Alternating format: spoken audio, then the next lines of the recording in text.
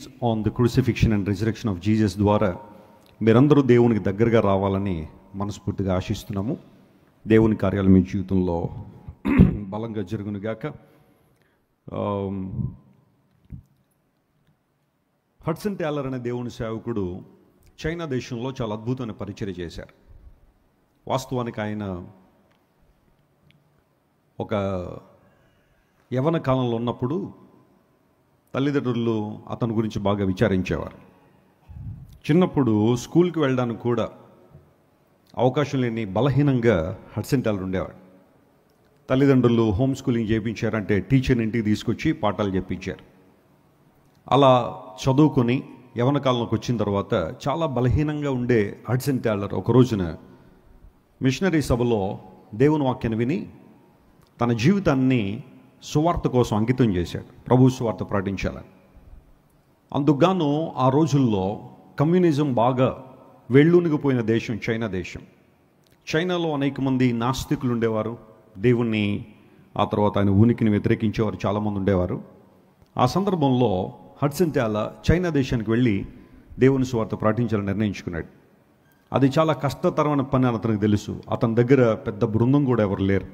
ఒక్కడే దేవుని సువార్త ప్రకటిస్తూ అనేక ప్రాంతాలు సంచరించేవాడు. ఆయా సందర్భాల్లో సముద్రపు తీరాన నడుస్తూ ఉంటే ఆ ఇసుకల్లో ప్రయాణం చేయడం ద్వారా కాళ్ళు బొబ్బలెక్కిపోయిన పరిస్థితి. ఆయన తను అనుకున్న ప్రాంతానికి వెళ్ళి అక్కడ సువార్త ప్రకటించి చైనా దేశంలో అనేక మందిని ప్రభు కోసం సంపాదించాడు. దేవుని వాక్యం సెలవిస్తూ ఉంది, సువార్తలో అపరిమితమైన శక్తి ఉంది. There is an immense power in the word of God which can transform us. మనల్ని రూపాంతర అనుభవం తీసుకొచ్చే శక్తి దేవుని సువార్తలో ఉంది కనుక ఆ సువార్తను అనేక మంది ప్రకటించారు. తన జీవిత కాలంలో చైనా దేశంలో సువార్తను ప్రకటిస్తూ లక్షలాది మందిని ప్రభు వైపు త్రిప్పాడు. ప్రభు వైపు తీసుకొచ్చాడు హడ్సన్ టేలర్ అనే దేవుని సేవకుడు. ఆయన అవసాన దశలోకి వచ్చినప్పుడు, అంటే ఇంకా ఆయన చనిపోయే సమయంలో కొంతమంది ఆయన కలుసుకుని కొన్ని ప్రశ్నలు అడిగారు.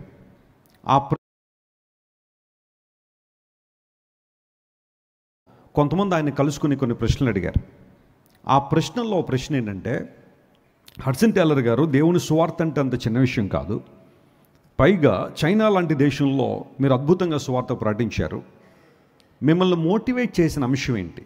మిమ్మల్ని ప్రభావితం చేసిన అంశం ఏంటి? ప్రభు కొరకు ఇంత శ్రమను, ఇంత కష్టాన్ని మీరు అనుభవించడానికి మిమ్మల్ని పురికొల్పిన అంశం ఏంటని ఓ ప్రశ్న అడుగుతారు. దానికి హడ్సన్ టేలర్ చెబుతూ ఏమంటాడంటే, ప్రతిరోజు యేసుక్రీస్తు ప్రభు శిలువ మరణాన్ని నేను జ్ఞాపకం చేసుకునేవాడిని. I always remember the crucifixion of Jesus and the pain that Jesus had gone through. మన పాపం నిమిత్తం, మన పాప ప్రాయశ్చిత్తం నిమిత్తం యేసు ప్రభు పొందిన ఆ శ్రమలను, యేసు ప్రభు పొందిన ఆ మరణాన్ని, ఆయన చేసిన గొప్ప త్యాగాన్ని నేను ప్రతిరోజు జ్ఞాపకం చేసుకునేవాడిని. నాకు స్ఫూర్తిని మరియు ప్రోత్సాహాన్ని ఇచ్చిన అంశం అంటూ ఏదైనా ఉంది అంటే అది యేసుక్రీస్తు ప్రభు శిలువ మరణమే. మన పాపం నిమిత్తం అంతా శ్రమ పొందిన యేసు ప్రభు మన కళ్ళ ముందు కదలాడుతున్నప్పుడు ఆ శ్రమ ముందు, ఆ కష్టం ముందు, ఆ అవమానం ముందు మనం పొందే శ్రమలు, మనం పొందే అవమానాలు పెద్ద లెక్కేం కాదు అని హడ్సన్ టేలర్ చెప్పగానే అక్కడ ఉన్న వాళ్ళందరూ చాలా ఆశ్చర్యపడ్డారు. చాలాసార్లు మన జీవితంలో మనం ఎదుర్కొంటున్నవే చాలా గొప్ప శ్రమలు అనుకుంటాం. మనం పొందుతున్న అవమానాలే ఇంకా భూమి మీద ఇంకెవరూ పొందట్లేదు, నాకే వచ్చేసినాయి అనుకుంటా. నేను అనుభవిస్తున్నంత శ్రమ ఇంకెవరికీ లేదు అన్న భావన కొన్నిసార్లు మనలోకి వస్తుంది. అది అయితే అతిశయానికన్నా నడిపిస్తుంది, లేదా నిరుత్సాహానికన్నా నడిపిస్తుంది. నేను ఎంత శ్రమ పడిపోతున్నాను, ఎంత కష్టపడిపోతున్నానని పదే పదే చెప్పడంలో కొంతమంది అతిశయ కారణంగా వాటిని చెబుతూ ఉంటారు.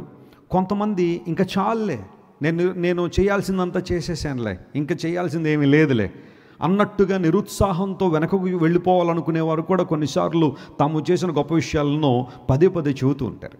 ఆ సందర్భంలో మనం ఎవరిని చూడాలి, వేటిని చూడాలి, ఎందుకు చూడాలని ఆలోచన చేస్తే యేసుక్రీస్తు ప్రభు పడిన శ్రమలను, ఆయన పొందిన గాయములు, ఆయన పొందిన ఆ బాధను మనం చూస్తున్నప్పుడు మనం పొందుతున్న శ్రమలు, మనం పొందిన కష్టాలు పెద్ద గొప్పవేం కాదు. So whenever you come to the house of God and focus on the crucifixion of Jesus, you will understand the love of Christ for you. ఆయన నీ కొరకు చూపించిన ప్రేమను మాత్రమే కాకుండా ఆయన శిలువ మరణం ద్వారా ఇంకా మనం ముందుకు సాగిపోవడానికి, ఇంకా దేవుని కొరకు గొప్ప కార్యాలు చేయడానికి స్ఫూర్తిని పొందుకుంటామని దేవుని సేవకునిగా మీకు మనవి చేస్తున్నాను. గ్రంథాలు తెరుద్దాం. ఈరోజు మొదటి రోజు ఈ 14 రోజుల సిలువ ధ్యానాల్లో ధ్యానాంశంగా పరిశుద్ధ గ్రంథాలు తెరిచి మత్తయి సువార్త 26వ అధ్యాయము మొదటి నుండి కొన్ని వచనాలు నేను చదువుతాను. పరిశుద్ధ గ్రంథాలు ఉన్న వారందరూ తెరిచి చూడాల్సిందిగా మనం చేస్తున్నాను. The gospel according to Matthew chapter 26. I would like to read from verse 1.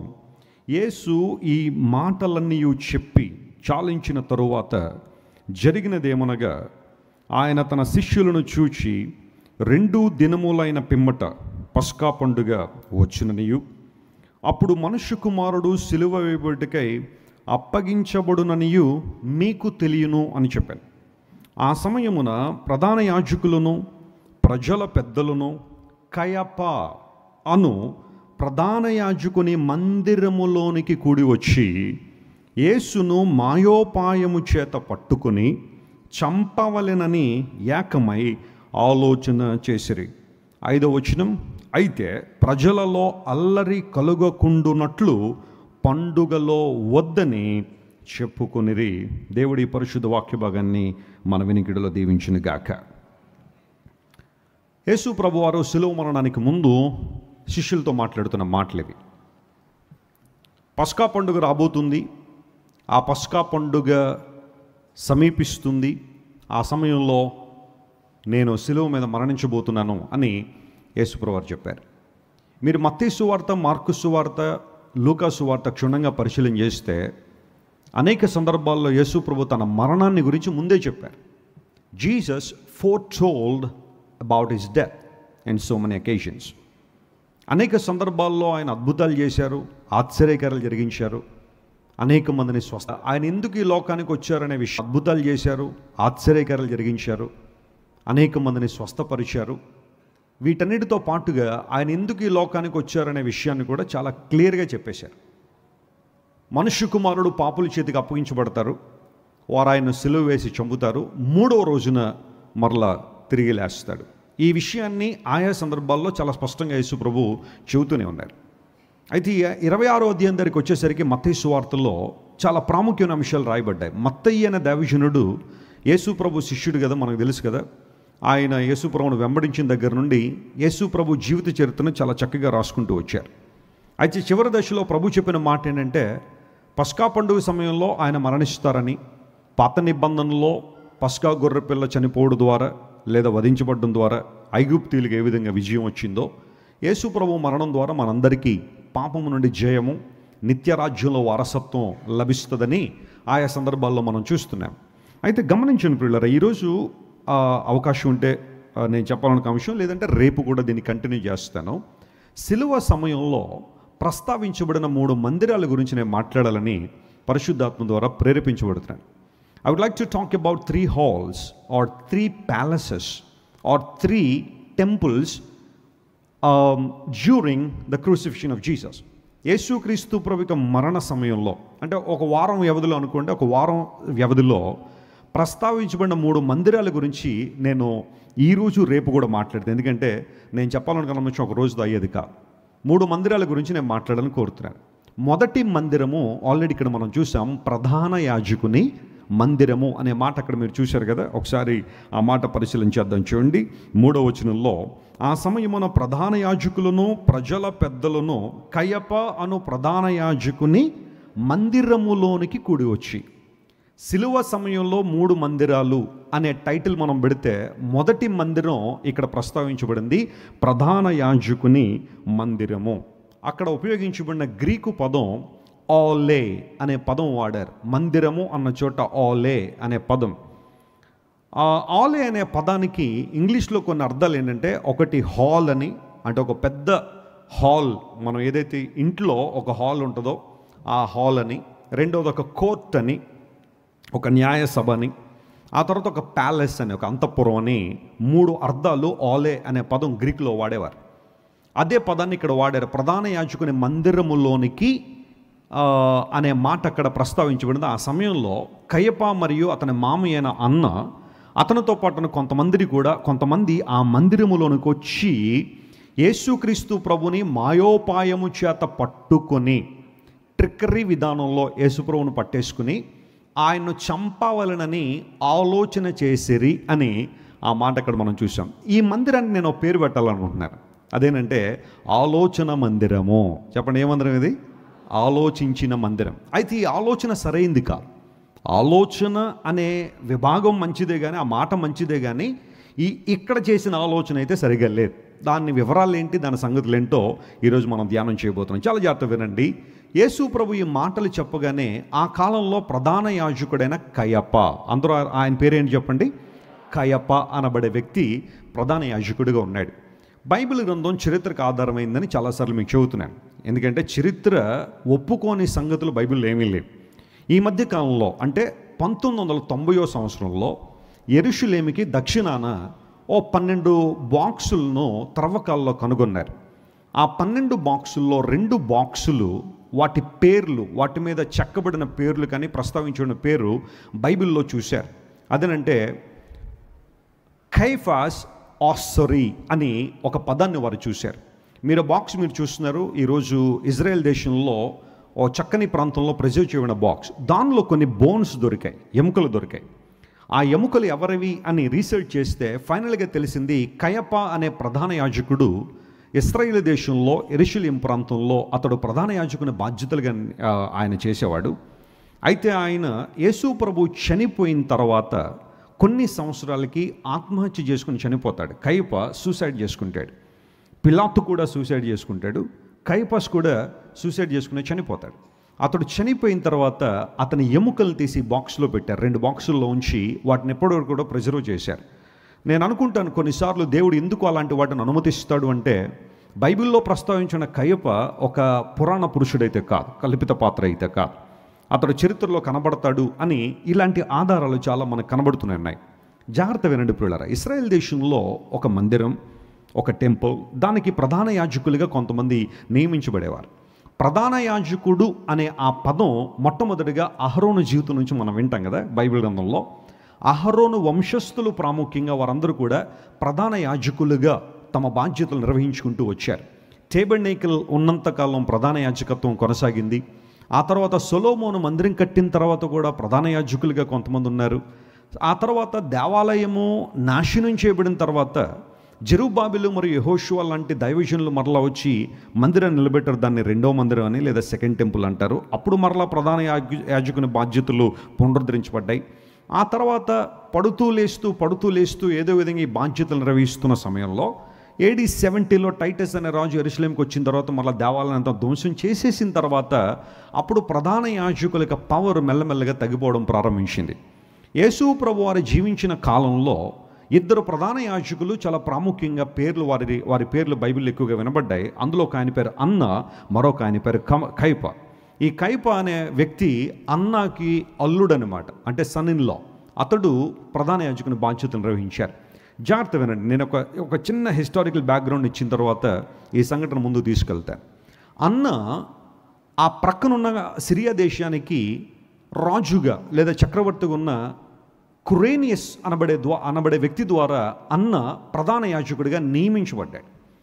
ఆ వ్యక్తి కొంచెం కాలం తన బాధ్యతలు నిర్వహిస్తున్నప్పుడు అతడు చేసిన దుర్మార్గాలను బట్టి లేదా అతనుకున్న వ్యతిరేకతను బట్టి అతన్ని ప్రధాన యాజకుని బాధ్యతల నుండి తప్పించారు.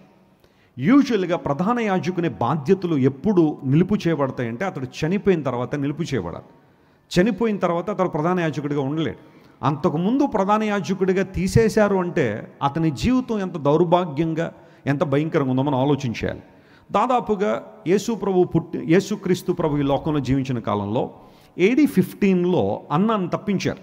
ప్రధాన యాజకుని బాధ్యతలు తీసేసిన తర్వాత సంవత్సరానికి ఒకళ్ళు చొప్పున ఇంకో 3 నియమించారు. కానీ వాళ్ళు కూడా సరిగా సమర్థవంతంగా తమ బాధ్యతలు నిర్వర్తించలేకపోయారు. ఆ సమయంలో AD 18లో అంటే 18వ సంవత్సరంలో కయపను తీసుకొచ్చి ప్రధాన యాజకునిగా నిలబెట్టారు. అన్న యొక్క అల్లుడైన కయపను తీసుకొచ్చారు. He was a crooked man. ఖచ్చితంగా అతడు సరైన వ్యక్తి అయితే కాదు. కానీ అధికార కాంక్షతో ఏదో విధంగా మేనేజ్ చేసి పెద్దలందరినీ కూడా మేనేజ్ చేసి కయప ప్రధాన యాజకుని బాధ్యతలు స్వీకరించాడు. ఎప్పుడైతే అల్లుడు ప్రధాన యాజకుడు అయ్యాడో మామగారు కూడా పవర్ వచ్చింది. వాళ్ళిద్దరూ ప్రధాన యాజకులుగానే చలామణి అయ్యి ఇశ్రాయేలు దేశంలో వచ్చిన ఏ వ్యాజ్యాన్నైనా లేదా ఏ పరిస్థితినైనా మేము మాత్రమే చాలా స్మూత్గా హ్యాండిల్ చేయగలమనే ఆలోచన విధానాన్ని వారు డెవలప్ చేసుకున్నారు. ప్రధాన యాజకుని యొక్క బాధ్యతలు ఏంటి అంటే, పాత నిబంధన చదివినా లేదా చరిత్ర మనం గమనించినా వారికి కొన్ని బాధ్యతలు ఇవ్వబడ్డాయి. ఈ అన్నా కైపలకు ఉన్న బాధ్యతలు ఏంటంటే, మొట్టమొదటిగా లీడింగ్ ద టెంపుల్, వారు దేవాలయాన్ని నడిపించారు. అంటే నడిపించడం అంటే ఇక్కడికక్కడ తీసుకెళ్లాలనే ఉద్దేశం కాదు. ఆ దేవాలయంలో జరిగే ప్రతి కార్యక్రమాన్ని కూడా సక్రమంగా, మర్యాదగా, యథార్థంగా వారు నిర్వహించాలి. అది ప్రధాన యాజకులకు మొదటి బాధ్యత. ఆ తర్వాత వారు ఆ టెంపుల్లో ఉన్న అడ్మినిస్ట్రేషన్ కానీ, ఎవరు ఏ రోజు ఏ పని చేయాలి, ఎవరు యాజక ధర్మాన్ని నిర్వర్తించాలి, ఎవరు ఎక్కడ ఉండాలి, అక్కడున్న దేవుని మందిరంలో వచ్చే కానుకలను ఎలా వినియోగించాలి, ఆ టెంపుల్ ట్యాక్స్ని ఎలా వినియోగించాలి, ఇలాంటివన్నీ కూడా ప్రధాన యాజకులు నిర్వహించాల్సిన ప్రథమైన బాధ్యత. They had to lead the temple. రెండవది ఏంటంటే, they had to intercede for the people. ఆ మందిరానికి లేదా దేవాలయానికి వచ్చే ప్రజల నిమిత్తం వారు విజ్ఞాపన చేసేవారుగా ఉండాలి, ప్రార్థన చేసేవారుగా ఉండాలి. Of course people come for prayer, ప్రార్థన కోసం వాళ్ళు వస్తున్నారు. ఈ ప్రధాన యాజకులు లేదా యాజక బృందం వారి కోసం ప్రార్థన చేసేవారుగా ఉండాలి. ఆధ్యాత్మిక కార్యక్రమాలు నిర్వహించే బాధ్యత వారికి ఇవ్వబడింది. ఆ తర్వాత పాత నిబంధన కాలంలో బలులు ఉండేవి కాబట్టి they had to perform sacrifices also. ఆయా సందర్భాల్లో వారు బలులు అర్పించాల్సిన ప్రక్రియ, ఆ బలుల కోసం తీసుకొచ్చిన గొర్రె పిల్లలు కానీ పావురు పిల్లలు కానీ జాగ్రత్తగా పరిశీలన చేసి వాటిని బలులు అర్పించే ప్రక్రియ ఈ ప్రధాన యాజకులు చేయాల్సిన పరిస్థితి అయితే ఉంది. ఆ తర్వాత ప్రధాన యాజకుడు సంవత్సరానికి ఒక్కసారి హోలీ ఆఫ్ హోలీస్లో అతను వెళ్ళి రావాలి. ఇప్పటికీ కూడా డే ఆఫ్ అటోన్మెంట్ అనే ఒక రోజును ఇశ్రాయేలు పాటిస్తారు. దాన్ని యామ్ కిపూర్ అంటారు. ఆ రోజున ప్రధాన యాజకుడు లోపలికి వెళ్ళి ఆ మందస్సం దగ్గర ఆ బ్లడ్ స్ప్రింకిల్ చేసి బయటకు రావాలి. ఇది ప్రధాన యాజకుడు మాత్రమే చేయాల్సిన బాధ్యత, అది కూడా సంవత్సరానికి ఒక్కసారే. దానికోసం ప్రధాన యాజకుడు తను తాను అన్ని విషయాల్లో సిద్ధపరచుకోవాలి. ఆధ్యాత్మికంగా పటిష్టంగా ఉండాలి, మానసికంగా పటిష్టంగా ఉండాలి, శారీరకంగా పటిష్టంగా ఉండాలి. ఏ దోషము, లోపము, పాపము లేనివాడే తను తాను సంపూర్ణంగా దేవుని సమర్పించుకుని సంవత్సరానికి ఒక్కసారి మాత్రమే పరిశుద్ధ స్థలంలోకి, అతి పరిశుద్ధ స్థలంలోకి వెళ్ళి తాను చేయాల్సిన కార్యక్రమాలు చేసి బయటకు రావాలి. ఒకవేళ ప్రధాన యాజకులను ఏమైనా లోపం ఉంటే గనక ఆ లోపలే చనిపోయేవాడు. చనిపోయిన వ్యక్తిని తీసుకురావడానికి మరలా ఎవరు వెళ్ళడానికి ఉండదు కాబట్టి అతన్ని ఆ వేసుకున్న అంగీకి ఒక దారాన్ని గట్టి, ఒక తాడుని గట్టి ఆ తాడుతో మెల్లగా బయటికి లాగేసేవారు. ఇలాంటివన్నీ కూడా ప్రధాన యాజకుడు చేయాల్సిన బాధ్యతలు. Entering into the holy of holies అతనుకున్న ప్రాముఖ్యమైన బాధ్యత. అంత మాత్రం కాకుండా పాత నిబంధనలో ఎవరైనా దేవుని చిత్తాన్ని తెలుసుకోవాలంటే, ఇప్పుడు దేవుని చిత్తాన్ని తెలుసుకోవాలంటే మనందరికీ పరిశుద్ధాత్మ దేవుడు బహుమానంగా అనుగ్రహించబడ్డారు. ఆత్మదేవుని నియంత్రణలో, పరిశుద్ధాత్మ దేవుని యొక్క నడిపింపులో మనం ముందు కొనసాగుతున్నాం. కానీ పాత నిబంధనలో కొన్ని సందర్భాల్లో, అన్ని సందర్భాలు అంటలేదు కానీ కొన్ని సందర్భాల్లో కొన్ని ప్రధానమైన నిర్ణయాలు తీసుకోవాల్సిన సమయంలో ప్రధాన యాజకుడు ఊరీము మరియు తుమ్మీము అనే 2 రకాల రాళ్ళు ధరించేవాడు. అతను ఊరీము మరియు తుమ్మీము అనే ఆ 2 రాళ్ళను ధరించే బాధ్యత కూడా ప్రధాన యాజకుని దగ్గర ఉండేది. ఒకవేళ ఎప్పుడైనా అవకాశం ఉంటే బైబిల్ స్టడీలో అసలు ఎందుకు దేవుడు దాన్ని అనుమతించాడనేది కూడా మనం ఆలోచించాలి. అయితే ఈ రోజుల్లో మనకి ఆ అవసరం లేదు. ఊరీము తుమ్మీము కానీ, చీట్లు వేయడం కానీ ఈ అలవాట్లు మనం చేయాల్సిన పరిస్థితులు. ఎందుకంటే పరిశుద్ధాత్మ దేవుడు మన మార్గదర్శకుడిగా ఉన్నాడు. హల్లెలూయా. ఏ నిర్ణయమైనా ప్రార్థన ద్వారా దేవునికి చెప్పినప్పుడు ఆత్మదేవుడు మనల్ని బలపరిచే దేవుడు, నడిపించే దేవుడు. ఆ బాధ్యత వారు తీసుకునేవారు. ఆ తర్వాత నేను ఆల్రెడీ చెప్పాను, ప్రాయశ్చిత్త దినం రోజున, డే ఆఫ్ అటోన్మెంట్ రోజున ఈ దైవజనుడు ప్రధాన యాజకుడు చేయాల్సిన పనులు చాలా స్పష్టంగా బైబిల్లో మెన్షన్ చేయబడ్డాయి. ఇవన్నీ వారు చేయాలి. ఆ తర్వాత ఆఫరింగ్స్ అండ్ మీల్ ఆఫరింగ్, అక్కడ యాజకులందరూ కూడా తినాల్సిన ఆహార పదార్థాల దగ్గర నుండి వారి వ్యవహార శైలి అంతా కూడా ప్రధాన యాజకుడు వాటిని చూసుకోవాలి. అయితే ఇన్ని బాధ్యతలు కలిగిన ప్రధాన యాజకులు, ఇన్ని బాధ్యతలు నెరవేర్చాల్సిన ప్రధాన యాజకులు తాము చేయాల్సిన పనులు ప్రక్కన పెట్టేసి చెయ్యకూడని పని చేయడానికి ముందుకొచ్చారు. ఏంటా పని అంటే, యేసుక్రీస్తు ప్రభువుని ఏం చేయాలట? చంపవాలనే ఆలోచన. ప్రధాన యాజకుడా, నీ పనేంటి? దేవునికి ఇచ్చిన బాధ్యత ఏంటి? నువ్వు చేస్తున్న పనేంటి? ఆలోచన చేసావా? యేసుక్రీస్తు ప్రభువుని చంపడానికి ఆలోచన. ఎందుకు యేసు ప్రభువుని చంపడానికి వారు ఆలోచన చేశారు అంటే, వారు ప్రధాన యాజకుల యొక్క మాటలను, వారి ఉద్దేశాలను యేసు ప్రభు ఖండించాడు గనుక యేసు ప్రభువుని చంపాలని వారు మాయోపాయం చేత ఆయన పట్టుకోవాలని నిర్ణయించుకున్నారు. గమనించిన ప్రియులారా, యేసుక్రీస్తు ప్రభు వారి యొక్క బోధలు, ఆయన మాటలు అనేక సందర్భాల్లో ప్రధాన యాజకుల యొక్క పనిని, వారి యొక్క విధానాలను ప్రశ్నించాయి. ఆ కారణాన్ని బట్టి యేసు ప్రభు మీద విపరీతమైన పగబెట్టుకుని ఆయన వెనక ప్రజలు వెళ్ళిపోతున్నారని, చాలామంది ప్రజలు ఆయన వెంబడిస్తున్నారు. రాను రాను మా ఉద్దేశాలు నెరవేరవు, లేదా మా అధికారం చలామణికి రాదు, ఈ దేవాలయం యొక్క ఉద్దేశం కూడా పోతుంది అన్న ఆలోచనతో యేసు ప్రభువును పట్టుకోవాలని వారు నిర్ణయించుకున్నారు. మనందరికీ తెలుసు, అన్న కైపలు యేసు ప్రభువుని చాలా ఇబ్బంది పెట్టారు.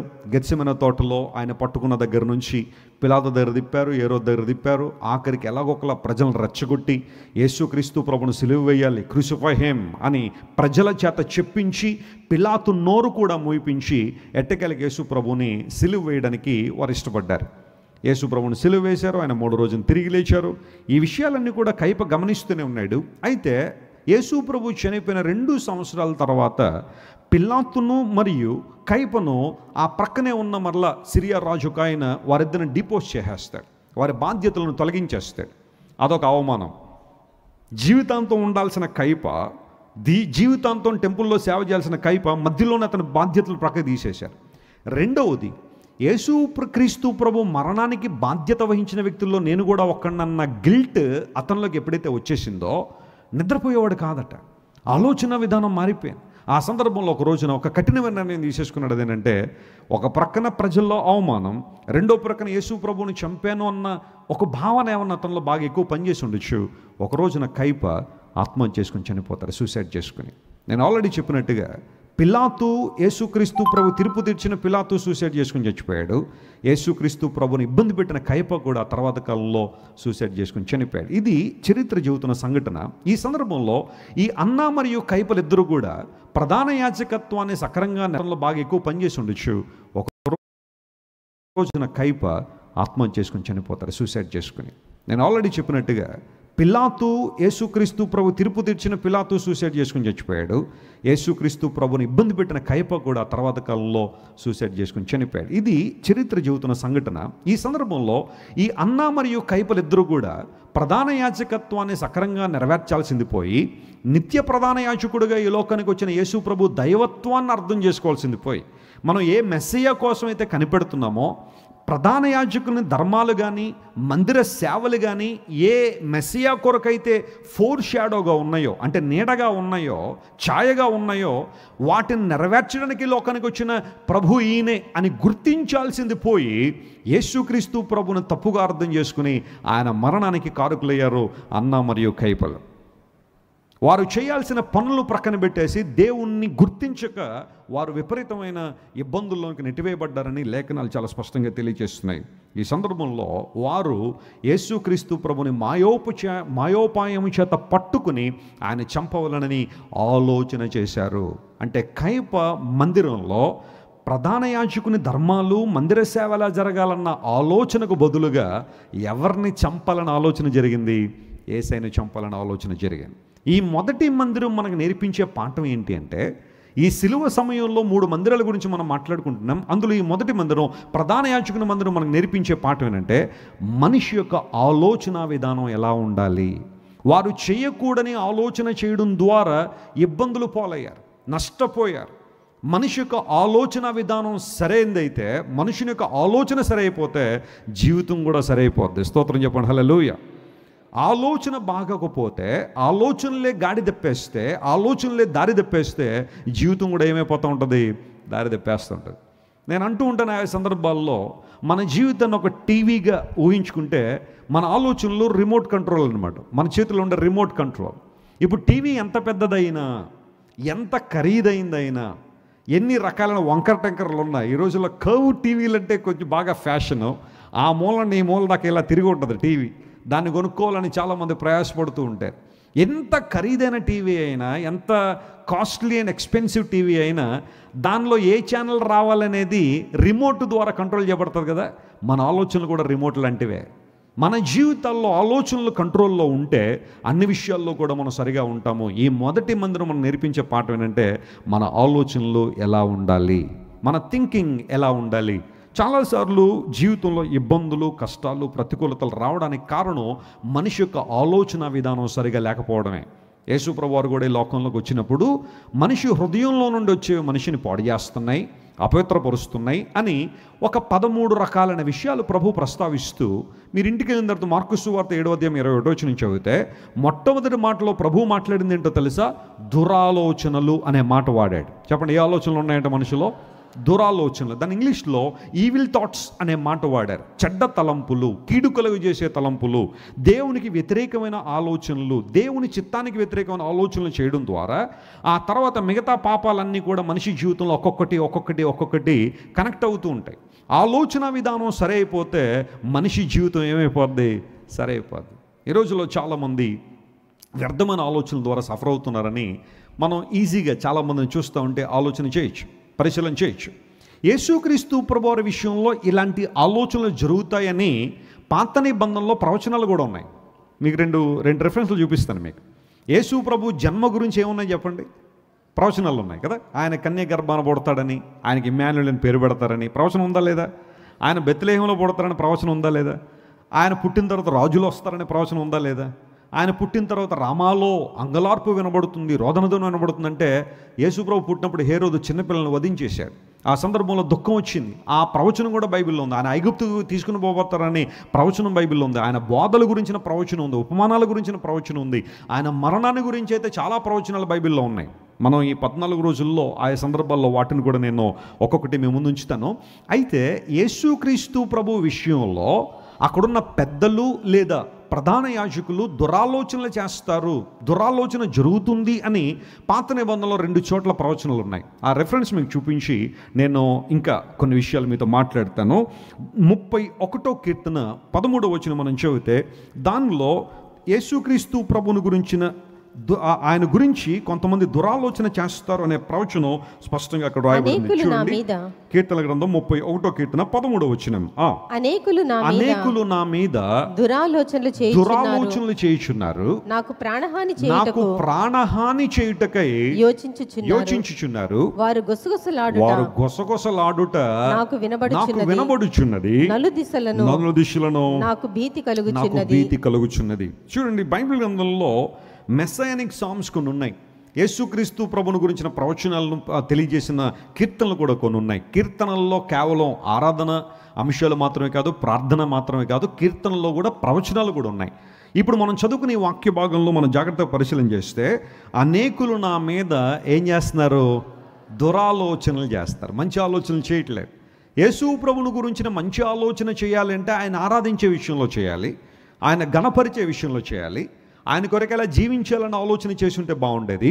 ప్రధాన యాజకులుగా యేసు ప్రభుని వారు ఇంకా మహిమపరుచుంటే బాగుండేది. కానీ వారు దురాలోచన చేశారు, ప్రాణహాని చేయుటకై వారు యోచించుచున్నారు అన్న ఈ ప్రవచనం 31వ కీర్తన 13వ వచనంలో మనం చూసాం. ఇది ఆ నెరవేర్పు మనం మత్తయి సువార్త 26వ అధ్యాయం మొదటి 5 వచనాల్లో మనం చూసాం కదా. మరొక ప్రవచనం కూడా బైబిల్లో ఉంది, అది కూడా మీకు జ్ఞాపకం చేస్తాను. కీర్తన గ్రంథం ఈసారి 2వ కీర్తన దగ్గరికి రండి. 2వ కీర్తన 3వ వచనం మనం చదివితే దానిలో ఈ మాట రాయబడింది. కీర్తన గ్రంథం 2వ కీర్తన 3వ వచనం. భూరాజులు యెహోవాకును ఆయన అభిషక్తునికి విరోధముగా ఏం చేశారు? నిలబడుచున్నారు. చూడండి, ఏలికలు ఏకీభవించి ఆలోచన చేస్తున్నారు. ఏలికలు అంటే అర్థం ఏంటి? రాజులని కదా, అధికారులని. ఏలికలు ఆలోచన చేసి, చెప్పండి, అభిషక్తునికి వ్యతిరేకంగా ఆలోచన చేస్తున్నారు. ఈ 2 ప్రాముఖ్యమైన వచనాలను మనం తీసుకుంటే యేసుక్రీస్తు ప్రభువు మీద దురాలోచన జరుగుతుంది, మాయోపాయం చేత, కపటోపాయం చేత యేసు ప్రభువును పట్టుకోవాలన్న ఆలోచన వారికి వస్తుంది అని ప్రవచనాలు బైబిల్లో మనం చూస్తున్నాం. ఇప్పుడు ఈ మాటను బేస్ చేసుకొని ప్రధాన యాజకుడు ఆలోచించాల్సిన విధానంలో ఆలోచించినందువలన కయప జీవితం ఒక వినాశనమైన పరిస్థితిలో ముగించబడింది. ఆత్మహత్య దిశగా అతను నడిపించబడ్డాడు. కయప ఆలోచనలు బాగా ఉండుంటే అతని జీవితం మరొకలా ఉండేది. కానీ ఆలోచన చెడిపోవడం ద్వారా అతని జీవితంలో ఇబ్బందులు ఎదుర్కొన్నాడు. ఈ ఆలోచన మందిరం మనకు నేర్పించే మొదటి పాఠం ఏంటంటే మన ఆలోచనలు ఎలా ఉన్నాయి, మన యోచనలు ఎలా ఉన్నాయి, మన తలంపులు ఎలా ఉన్నాయి. బహుశా మన ఆలోచనలను మనుషులు గుర్తుపట్టలేకపోవచ్చు, కానీ ఎవరు గుర్తుపడతారు? దేవుడు గుర్తుపడతాడు. ఎందుకంటే మనుషులైతే మనిషి యొక్క పై రూపాన్ని చూస్తాడేమో, కానీ దేవుడు అంతరంగాన్ని చూసేదేవుడు. నీ ఆలోచన విధానం ఎలా ఉంది, నీ యోచనలు ఎలా ఉన్నాయి, నీ తలంపులు ఎలా ఉన్నాయి అనేది దేవుడు స్పష్టంగా చూస్తున్నాడు. సో ఎంటైర్ బైబిల్ని మనం జాగ్రత్తగా గమనిస్తే, బైబిల్ గ్రంథాన్ని మనం జాగ్రత్తగా చదివితే 2 రకాల ఆలోచనలు చూడండి. ఎప్పుడైనా బైబిల్ గ్రంథాన్ని మనం చూస్తే 2 విభాగాలు ఎప్పుడు మనం జ్ఞాపకం చేసుకోవాలి. ఒకటి, ఒక మనిషికి ఉండకూడని ఆలోచనలు, రెండవది ఉండాల్సిన ఆలోచనలు. ఈ రెండింటిని మనం ఈరోజు బేరీజ్ చేద్దాం. యేసుక్రీస్తు ప్రభువును పట్టుకోవాలని మాయోపాయం చేత ఆలోచన చేసిన ఆలోచన మందిరం మనకు నేర్పించే పాఠాలు ఏంటంటే, దేవుని బిడలంగా లేదా విశ్వాసులంగా దేవుని దగ్గరికి వచ్చిన వారంగా మన ఆలోచనలు ఎలా ఉండాలి, ఎలా ఉండకూడదు అనే విషయాలు నేను రెఫరెన్స్లు మీకు ఇచ్చి ఒక రెండు ఎగ్జాంపుల్స్ కూడా మీకు ఇచ్చి బైబిల్లోంచే నా సందేశాన్ని ఈరోజు ముగిస్తాను. రేపు రాత్రి మిగతా 2 మందిరాల గురించి కొంచెం క్విక్గా మీతో మాట్లాడతాను. ఈరోజు ఆలోచన మందిరం ఆలోచన చేస్తున్నప్పుడు మన ఆలోచనలు ఎలా ఉండాలి, ముందు ఉండకూడని ఆలోచనలు ఏంటో ఒకసారి పరిశీలించేద్దాం. కీర్తన గ్రంథం 1 కీర్తన 1 వచనంలో ప్రారంభమే ఒక మాట బైబిల్లో రాయబడుతుంది. 150 కీర్తనలు కలిగిన కీర్తన గ్రంథంలో మొట్టమొదటి కీర్తన 1 వచనమే ఒక ఇన్స్ట్రక్షన్తో స్టార్ట్ అయింది, ఒక సూచనతో స్టార్ట్ అయింది, ఒక ఆజ్ఞతో స్టార్ట్ అయింది. ఏంటిదంటే, దుష్టుల ఆలోచన చొప్పున మీరేం చేయకండి, నడవద్దు అనే మాట. Blessed is the man who wax not in the council of the wicked అనే మాట ఇంగ్లీష్లో మనం చూస్తున్నాం. అంటే భక్తిహీనుల ఆలోచన, దుష్టుల ఆలోచన చొప్పున మనం ఏం చేయకూడదు, నడవకూడదు అన్నాడు. ఆ తర్వాత సామెతల గ్రంథం 10వ అధ్యాయం 20వ వచనం చదివితే అక్కడ మరొక మాట కూడా రాయబడింది. సామెతల గ్రంథం 10వ అధ్యాయం 20వ వచనం మనం చదివితే దానిలో రాయబడిన మాట ఇలా ఉంది. నీతిమంతుని నాలుక ప్రశస్తమైన వెండి లాంటిది, భక్తిహీనుల ఆలోచన చెప్పండి ఎలాంటిదంట, పనికి మాలిన ఆలోచన. The heart of the wicked is little word అన్నాడు. అసలు పనికిరాందంట ఆలోచన, పనికి మాలిన ఆలోచన. భక్తిహీనుల ఆలోచనలు పనికిరావు, ఏ విధమైన లాభం లేదు అక్కడ, ఏ విధమైన మంచి అక్కడ జరగదు. అయితే నీతిమంతుని నాలుక ప్రశస్తమైన వెండి లాంటిది అన్నాడు. అంటే వెండి అంటే ఒక లోహం గురించి నేను మాట్లాడడం లేదు, కానీ ప్రశస్తమైన లోహంగా, వెండి బంగారాలు ప్రాముఖ్యంగా ఆ పదాన్ని, ఆ జంట పదాలు మనం వాడుతుంటాం. విలువైన వాటికి పోల్చే ఆ అనుభవాన్ని మనం చూస్తున్నప్పుడు నీతిమంతుని యొక్క నాలుక ప్రశస్తమైన వెండి లాంటిది, కానీ భక్తిహీనుల ఆలోచనలు పనికి మాలినవి అన్నాడు.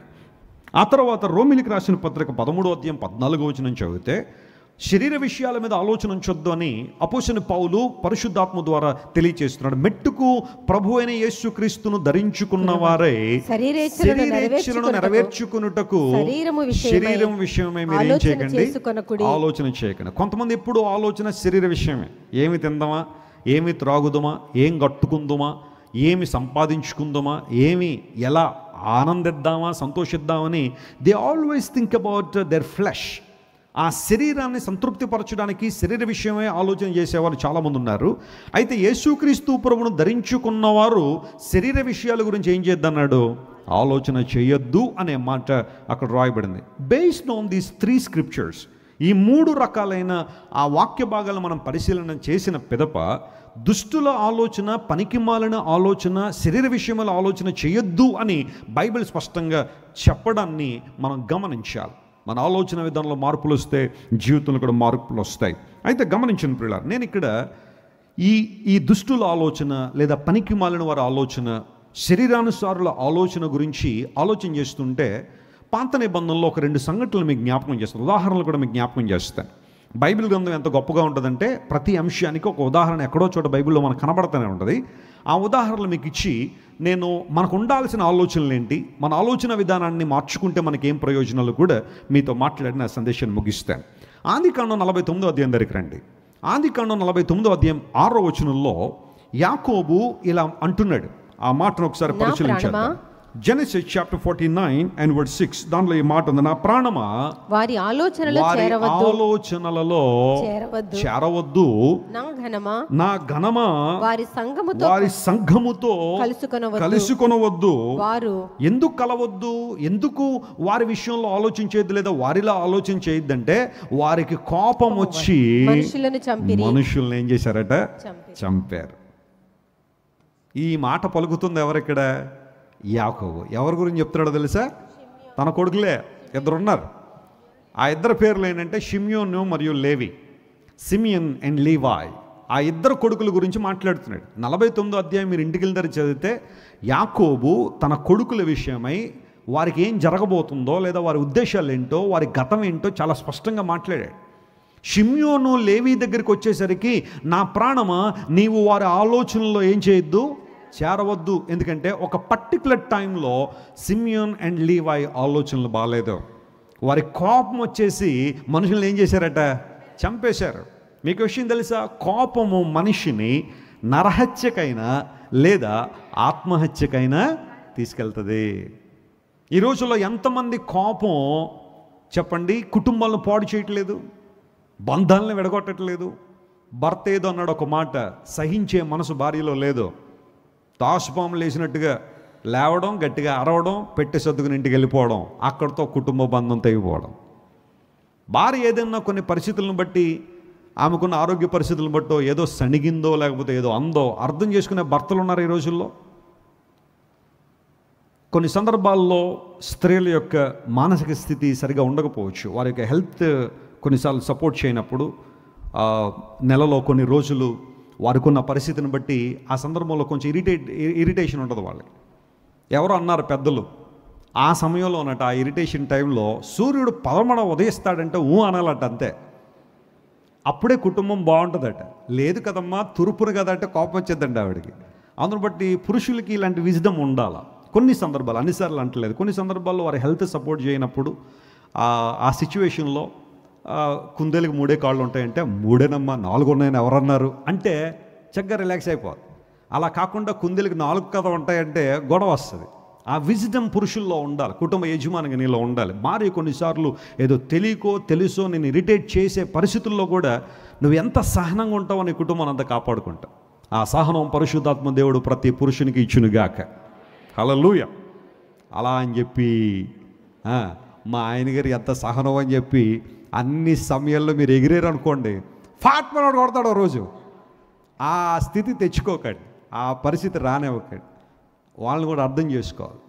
కుటుంబాల్లో కోపం కొన్నిసార్లు మనుషులు ఇబ్బంది నెట్టేస్తాయి.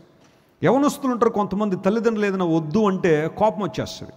మొన్న ఈ మధ్యన మీరు న్యూస్ పేపర్లో చూసుంటారేమో, ఒక తల్లి కుమారుణ్ణి వీడియో గేమ్స్ ఆడొద్దు, ఎస్పెషల్లీ పబ్జీ గేమ్ ఆడొద్దని వార్న్ చేసిందట కొడుకుని. వాడు బీటెక్ ఫస్ట్ ఇయర్ చదువుతున్నాడు, ఒకడే కొడుకు. తల్లి కష్టపడి వాడిని పోషిస్తుంది, చదివిస్తుంది. వాడు చదువుకోకుండా వీడియో గేమ్స్లో పడిపోయాడు, పబ్జీ ఆటలో పడిపోయాడు. దానికి బానిసైపోతే ఒక రోజున చాలా తీవ్రంగా మందలించింది, రే జీవితాంతం ఇంకా ఫోన్ అనేటరా, చదువు ఏమైపోద్ది, నువ్వు ఉన్నతమైన స్థితికి రావాలా, పబ్జీ ఆట ఏమిస్తుంది, మానసికంగా నన్ను ఇబ్బంది పెట్టేస్తుంది, రాత్రులు నిద్రపోవట్లేదు వాడు.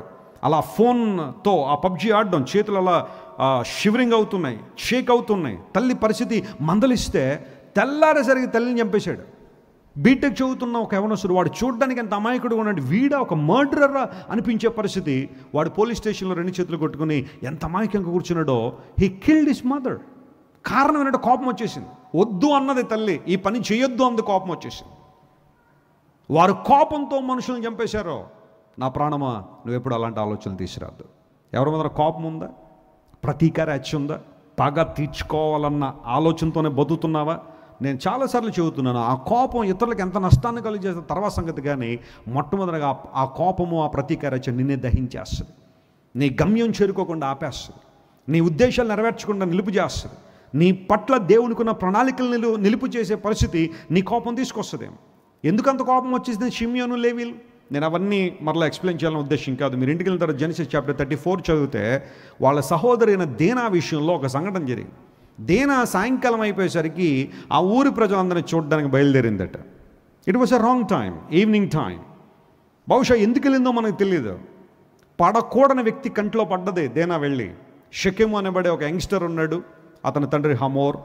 అతని కంట్లో పడింది, అందంగా ఉందని మోహించాడు, తీసుకెళ్ళి ఆమెను ఇబ్బంది పెట్టేశాడు. ఈ సంఘటన యాకోబుకి, అతని అన్నలకి, యాకోబుకి ఆ తర్వాత దీనా యొక్క సహోదరులకు తెలిసింది. వారు వెయిట్ చేశారు. ఈ లోపల హమోర్ వచ్చి షెకెముని తీసుకొచ్చి బేరం ఆడుతున్నాడు. మీ కుమార్తె మీద మా కుర్రోడికి మనసు పడింది, కొంచెం పెళ్లి చేసేద్దాం, మీరు ఎంత కట్నం అడుగుతారో అడగండి, ఇచ్చేద్దాం అని చెప్పి జరగకూడని పనులన్నీ జరిగిన తర్వాత బేరాలాడడం మొదలుపెట్టారు. యాకోబు చేసేది లేక అన్నట్టుగానే తల ఊపుతున్నాడు. ఆ సందర్భంలో ఒక ఆలోచన చేశారు, సార్ మా అమ్మాయిని పెళ్లి చేసుకోవాలంటే ఓ పద్ధతి ఒకటి ఉందండి, అది మీరు చేయాల్సిందే, అది లేకుండా మా కుమార్తెను ఇవ్వలేమంటే వాళ్ళు కొంచెం వాళ్ళకి ఇబ్బంది అయినా కష్టమైనా సరే మీరు అంటున్నారు కాబట్టి దేనా కోసం మా వాడు షెకెం బాగా మనసుపడ్డాడు కాబట్టి ఆ పని చేసేస్తామని చెప్పి వాళ్ళందరూ కూడా యాకోబు అతని అన్నలు చెప్పిన సలహా మేరకు ఆ పని చేసిన తర్వాత 3వ రోజు వారందరూ కూడా ఒక చోట బలహీనంగా ఉన్న ఆ సమయంలో ఈ షిమ్యోను మరియు లేవి వెళ్ళి కనబడినట్టు చంపేశారు. వారి కత్తులకు పని చెప్పారు, కనబడి వధించేశారు, రక్తపు టేరులు పారించేశారు. ఆ ప్రాంతం అంతా కూడా షెకెం ప్రాంతం అంతా కూడా రక్తపు టేరులు పారాయి, వారి ఆస్తిని అంతా దోచుకొచ్చేశారు. ఎప్పుడైతే ఈ సంఘటన యాకోబుకు తెలిసిందో బుర్ర బాదుకుని తల బాదుకుని ఏడ్చాడు, మీరు నాకు తీవ్ర అవమానాన్ని తీసుకొచ్చారని.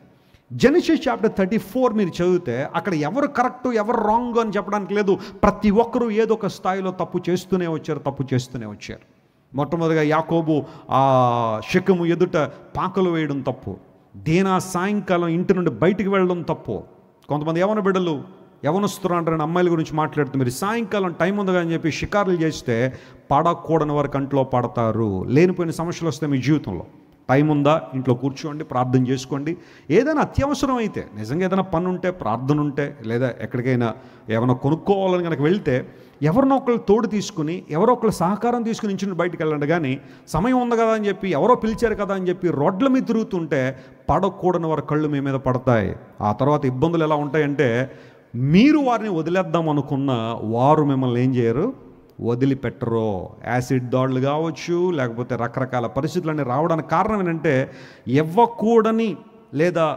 ఇవ్వకూడని అవకాశం ఇచ్చిన తర్వాత నువ్వు తీసుకున్నంత లైట్గా ఎదుటి వ్యక్తి తీసుకోకపోవచ్చేమో, ఇబ్బందులు వస్తాయి. సాయంకాలం ఆఫీసర్ కొంతమంది ఏదో అలా బయటకు వెళ్ళొద్దాం, షికార్కి వెళ్ళొద్దాం అన్నట్టుగా వెళ్ళిపోతారు. కానీ లేనిపోయిన అవకాశాలు వేరే వాళ్ళకి ఇచ్చినట్టు అవుతుంది. ఏదైనా నిజంగా పని ఉంటే, సిన్సియర్గా ఏదైనా పనుండి ఏదైనా ఎక్కడికైనా వెళ్ళాల్సిన అవసరం ఉంటే ఒక 2-3 లేకపోతే కుటుంబ సభ్యులు ఎవరితో ఉండి వెళ్ళడం పర్లేదు. కానీ ఒక్కరే తిరిగేసి ఊరంతా షికారు చేసి వస్తానని పరిగెత్తేవంటే పడకూడని వారి కంట్లో పడ్డావంటే ఆ తర్వాత నీ శ్రమలు నీ ఇబ్బందులు మామూలుగా ఉండవు. మానసికంగా ఛిద్రమైపోతావు, శారీరకమైన బాధలు ఎదుర్కోవాల్సిన పరిస్థితి వస్తుంది.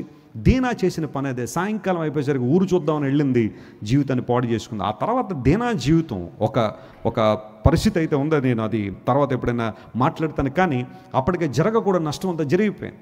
తన అన్నలైన షిమ్యోను లేవీల్ని హంతకులుగా మార్చేసింది. యాకోబు బాధపడ్డాడు, ఏడ్చాడు, దుఃఖపడ్డాడు, గుండెలు బాదుకున్నాడు, ఏదో సాధిద్దామని ఆ ప్రాంతానికి వచ్చాడు. ఇలాంటి పరిస్థితులు వచ్చాయి. అప్పుడు అంటున్నాడు, మీలో ఏ ఒక్కరు కూడా షిమ్యోను లేవి లాంటి ఆలోచనలు మీరు ఏం చేయకండి, చేరకండి. ఆ డ్యామేజ్ అక్కడితోనే ఆపుంటే బాగానే ఉండదు. కానీ ఆ డ్యామేజ్ని ఇంకా షిమ్యోను లేవీలు కొనసాగించి ఆ ప్రాంతంలో వాళ్ళందరూ కూడా చంపేశారు. ఒక బ్లడ్ మార్క్ ఆ కుటుంబం మీద పడిపోయింది. యాకోబు కొడుకులు షిమ్యోను లేవీలు నరహంతకులు అయిపోయారు. మీకు తెలుసా, ఆ తర్వాత చాలా కాలం షిమ్యోను లేవీలకి సరైన పోర్షన్ ఇశ్రాయేలు ప్రాంతంలో లేదు.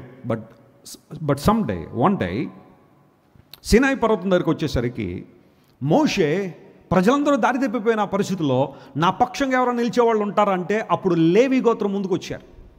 They recognized their flaws and they mistakes, they wanted to come back to God.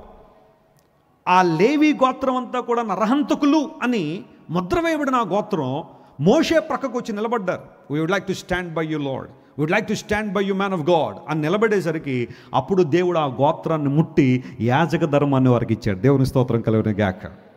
What a wonderful God we are serving. Your past life doesn't determine your future when you submit your life to God.